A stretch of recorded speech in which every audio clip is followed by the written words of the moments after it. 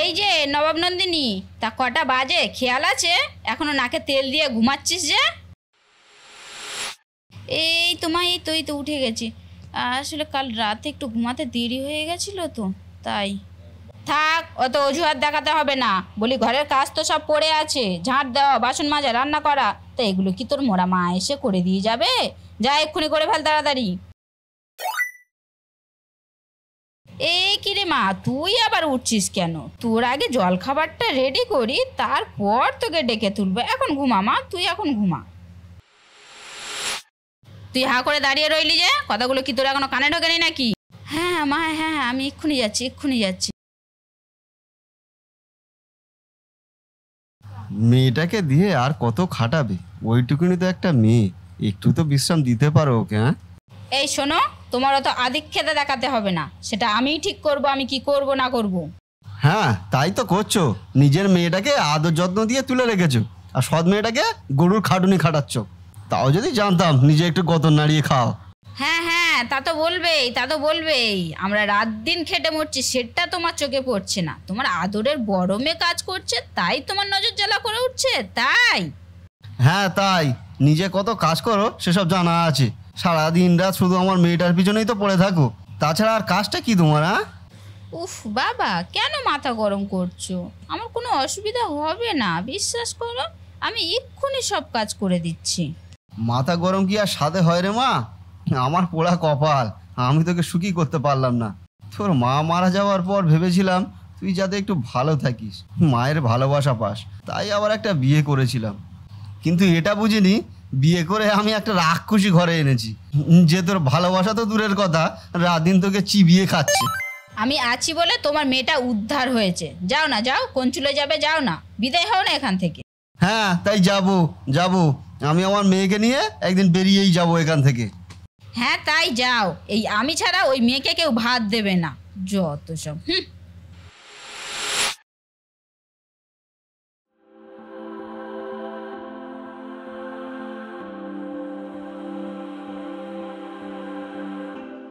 দিদি, তোর খুব কষ্ট হয় না রে?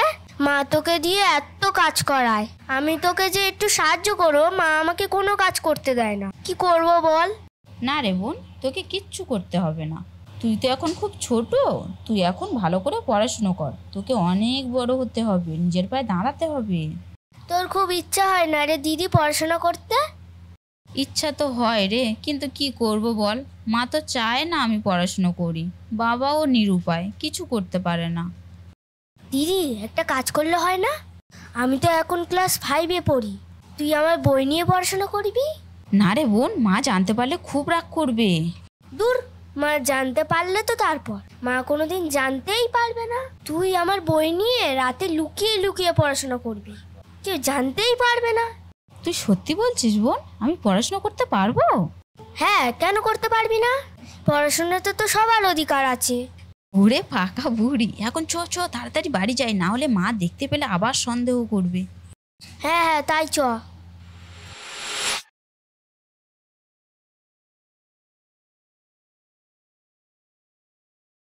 এই যে রাজনন্দিনী, তা বাসন মাজতে কতক্ষণ লাগে শুনি? যা হয়েছে তো সেই কোন সকালেই। যা তাড়াতাড়ি আমার স্নানের জলটা তুলে আমার আর মিঠাইয়ের ভাতটা বেড়ে ফেল।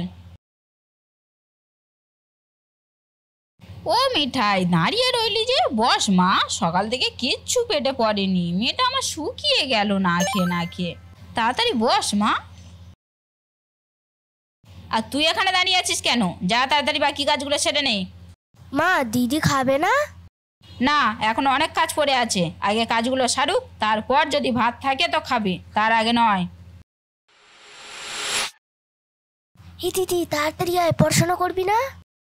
মা দেখতে পাবে না তো? দূর, মা এখন ঘরে টিভি দেখছে, তাড়াতাড়ি আয়।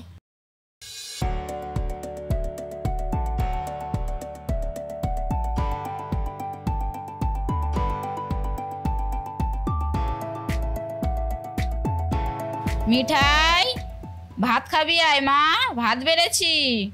এই মা আসছে, তাড়াতাড়ি বই বন্ধ কর। চ চ চ চ।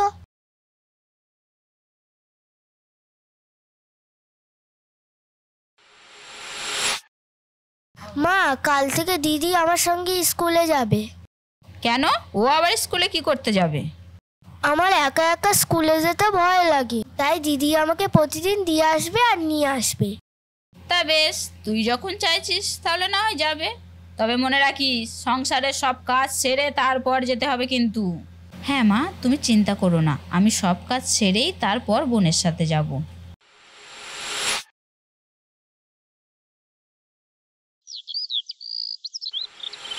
ও রাতুলদা, বাড়ি আছো নাকি? ও, বলে এসেছিস? কি হয়েছে বল। একটা ভালো খবর আছে গো, তোমার মেয়ের জন্য একটা ভালো সম্বন্ধ আছে। ও, সম্বন্ধ? কোথায় বাড়ি? ছেলে কি করে? ছেলে বড় বিজনেসম্যান, প্রচুর টাকা কামায়। ছেলে একা বাবা মার সাথেই থাকে, আর ভাই বোন কেউ নেই। তবে তাদের দাবি একটাই, মেয়েকে শিক্ষিত হতে হবে। ও, তাহলে তো আমার রিমিমার জন্য হবে না। না না, আমার মিঠাই আছে তো। আমার মিঠাই ভালো শিক্ষিত, কলেজ পাশ করেছে। তুমি তাড়াতাড়ি পাত্রপক্ষকে খবর দাও ভোলা, যত তাড়াতাড়ি সম্ভব তারা যেন ছেলেকে নিয়ে দেখতে আসে। ঠিক আছে বৌদি, আমি খুব তাড়াতাড়ি নিয়ে আসবো ছেলেদের বাড়ির লোককে। তোমরা তৈরি থাকো। হ্যাঁ, কি বলছো কি তুমি? বড় মেয়ে থাকতে ছোট মেয়ের আগে বিয়ে দেবে? তুমি চুপ করো। তোমার ওই গুণধর মেয়েকে কে বিয়ে করবে শুনি? না আছে রূপ, না আছে গুণ। প্রাইমারি স্কুলের গণ্ডিটুকুও তো কোনোদিন পার হয়নি। স্কুলে যাওয়ার সুযোগটা দিয়েছিলে তুমি কোনোদিন? হ্যাঁ, সারাদিন ধরে ওকে শুধু সংসারের কাজই তো করিয়েছো, এতটুকু সময়ও বসতে দাওনি তাকে। এই শোনো, তোমার ওই মেয়ের দ্বারা কোনোদিন পড়াশোনা হতো না। শুনেছি তার মাও তো ছিল মূর্খ, তা তার মেয়ে আবার কেরম পণ্ডিত হবে সেসব জানা আছে। খবরদার, তার মাকে নিয়ে একটাও কথা বলবে না। তুমিও এমন কোনো বিদ্যা ধরি নাও যে তার মাকে নিয়ে এমন মন্তব্য করতে পারো। যেটুকু পড়েছি তোমার ওই মৃত বউ আর মেয়ের থেকে অনেক ভালো। আমার কাজে বাধা দিতে আসবে না, তাহলে কিন্তু এর ফল ভালো হবে না বলে দিলাম।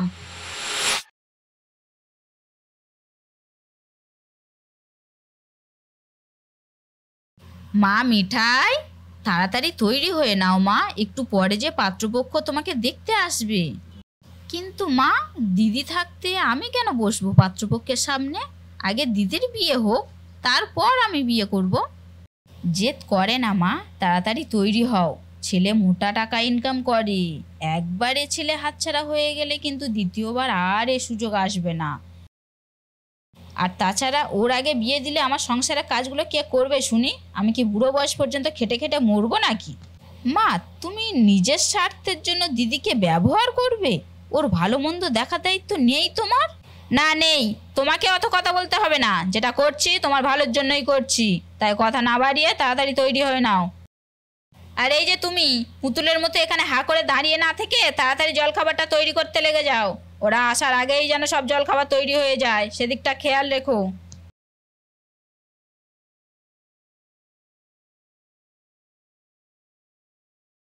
দিদি, তোকে কিছু করতে হবে না, আমিই রান্নাঘরে যাচ্ছি। তুই ঘরে গিয়ে বস, আমি একটু পরেই তোর কাছে আসছি। কি বলছিস কি তুই বোন? না না, মা জানতে পারলে খুব রাগারাগি করবে। তুই এরকম কিচ্ছু করিস না বোন। মা কিচ্ছু জানতে পারবে না, আমি যেটা বলছি তুই সেটাই কর। কই, এবার মেয়েকে আনো।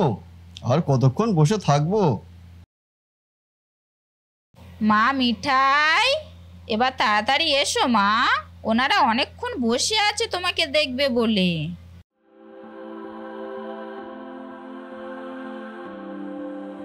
ও, এই তো আমার মেয়ে চলে এসেছে। মা, ওনাদের জলখাবারটা দাও। নিজের মেয়ে বলে বলছি না, মেয়ে আমার খুব ভালো, রূপে লক্ষ্মী, গুণে সরস্বতী, একদম শান্ত স্বভাবের। মুখে তো রাটিও পর্যন্ত কাটে না, পড়াশুনো উচ্চশিক্ষিত, খুব ভালো মেয়ে। এবার শুধু আপনাদের মতামতটা জানালেই হবে। আমাদের তো আপনার ছেলেকে খুব ভালো লেগেছে। আহা, কি চাঁদের মতো ছেলে আপনার। আপনারা যদি রাজি থাকেন তাহলে এ মাসেই বিয়ের তারিখটা ঠিক করে ফেলি, কি বলুন? একটু দাঁড়ান দিদি, এখন তো আপনার মেয়ের মুখটাও দেখা হলো না। কই দেখি মা, তোমার মাথার ঘোমটা একটু সরাও।